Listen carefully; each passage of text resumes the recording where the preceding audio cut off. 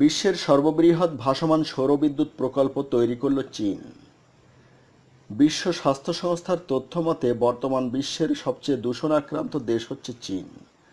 আর ধোঁয়া ও অতিমাত্রার দূষণের কারণে সুনির্দিষ্টভাবে দেশটির রাজধানী বেইজিংকে চিহ্নিত করা হয়েছে। এমন পরিস্থিতি থেকে উত্তরণের জন্য চীন একটি মিশন গ্রহণ করেছে। তাদের উদ্দেশ্য হচ্ছে নবায়নযোগ্য জ্বালানির ব্যবহারের ক্ষেত্রে শীর্ষস্থান দখল করা। আর তাই চীনা সরকার বিশ্বের সবচেয়ে বৃহৎ ভাসমান সৌর বিদ্যুৎ প্রকল্প নির্মাণ সম্পন্ন করেছে বলে ঘোষণা দিয়েছে। এমনকি ওই প্রকল্প থেকে বিদ্যুৎ শক্তি উৎপাদন হচ্ছে বলেও তারা নিশ্চিত করেছে। জানা গেছে, সানগ্রো পাওয়ার সাপ্লাই নামের একটি ফার্ম 40 মেগাওয়াট সম্পন্ন একটি সৌর বিদ্যুৎ প্ল্যান্ট তৈরি করে।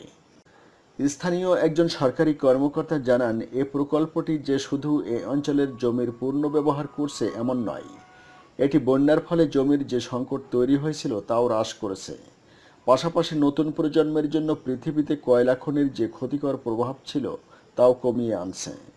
অন্যদিকে চীনা সরকার গ্রিন সুপার পাওয়ার হতে এরই মধ্যে নন ফসিল ফুয়েলের ব্যবহার 20% উন্নীত করার অঙ্গীকার করেছে।